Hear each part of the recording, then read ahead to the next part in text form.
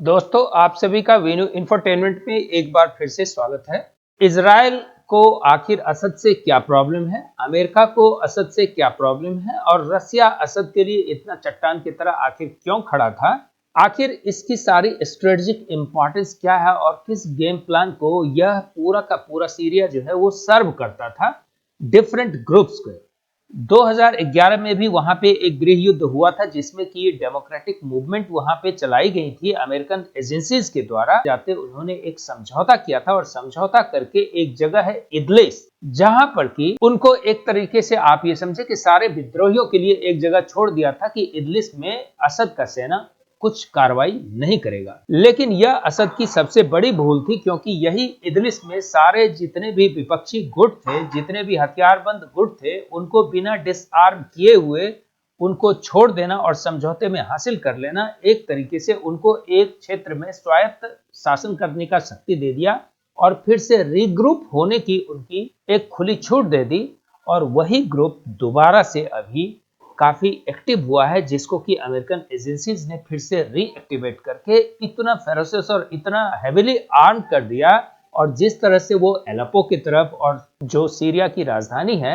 उसके तरफ बढ़ना शुरू किया, असद को ये मालूम था कि इस बार अमेरिकन उसको छोड़ेगा नहीं, क्योंकि इजराइल जो है ऑलरेडी कई वॉर में इंगेज है, कई सारे हथियार उनके खत्म हो रहे हैं और अगर असद रह गया यहाँ पे तो इजराइल के लिए आने वाले समय में एक पोटेंशियल थ्रेट बन जाएगा। तो अमेरिका ऐसी गलती नहीं कर सकता था। अमेरिकन गवर्नमेंट जो है काफी लंबे समय से आइसिल जो इराकी फोर्सेस का जो स्प्लिंटर ग्रुप है, उसने जो ग्रुप फॉर्म किया हुआ है उसके खिलाफ ज्यादा युद्ध लड़ता है। और यह autonomous administration of north and east Syria, यह जो ग्रुप है इसको मटेरियली, फाइनेंशियली और आर्म्स वाइज सपोर्ट करता है। ये सारे इदलिस में जाकर के बसे हुए लोग हैं, जो कि पिछले 2011 का जो डेमोक्रेटिक मूवमेंट था उस मूवमेंट को यही ग्रुप लीड कर रहा है। और रसिया भी इस पीरियड में उसका मुंह कुचल चुका है अमेरिका, क्योंकि यूक्रेन युद्ध में 3 साल से युद्ध लड़ते लड़ते उनके हथियारों की भी संख्या काफी घटी है। इस पीरियड में रसिया एक नया युद्ध मोल लेने की स्थिति में नहीं है कि वो असद के डिफेंस में आकर के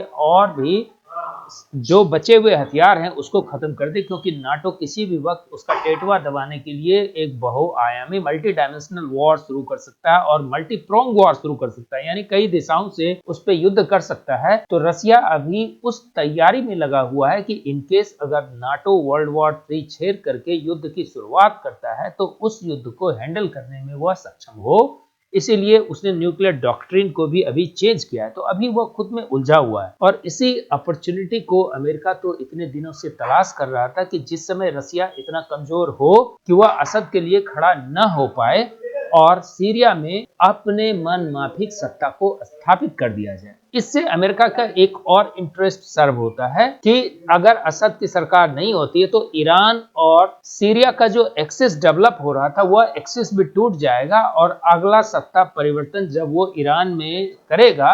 उस समय में ईरान के साथ कोई खड़ा न हो। एर्दोगन पहले से ही सीआईए का एजेंट बन करके काम कर रहा है और नाटो का वो सदस्य होने की वजह से ऐसे भी नाटो के प्रिंसिपल्स और रूल से वह बंधा हुआ है। उस समय में वह ईरान के लिए खड़ा नहीं हो पाएगा। सऊदी अरेबिया, ईरान और टर्की, ये तीन इस पूरे खेल का मुख्य खिलाड़ी है। हालांकि कई सारे कंट्री हैं जो कि जैसे इजिप्ट है, वह भी इस खेल का हिस्सा बनना चाहता है। अब हम जानने की कोशिश करते हैं कि सारे देशों का आखिर ले दे करके क्या पड़ा हुआ है कि वो सीरिया में, जबकि इजराइल में इतने लंबे समय से वॉर चल रहा है, दो छोटे, एक गाजा स्ट्रिप में चल रहा है और एक लेबनान में चल रहा है। लेबनान में अचानक से इजराइल का पीस टॉक कंप्लीट होता है, गाजा में युद्ध चलते रहता है। सीरिया जिसके साथ की अभी इजराइल डायरेक्ट युद्ध में नहीं था, वहां पे क्या खेल चल रहा है, क्यों सीरिया को नासूर समझा जाता है इजराइल और अमेरिका के द्वारा भी, और क्यों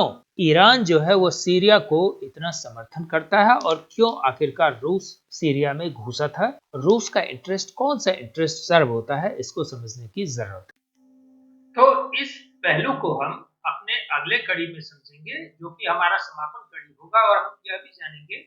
उस कड़ी में कि अभी जो कौन-कौन से गुट एक्टिव थे और क्यों रसिया और अमेरिका जो है वह वहां पे इतना एक्टिवली इन्वॉल्व था, और अभी इस युद्ध के समापन से क्या तात्कालिक हासिल हुआ है और क्या इसके भारत पर आर्थिक प्रभाव पड़ेंगे। तो इंतजार करिए हमारी अगली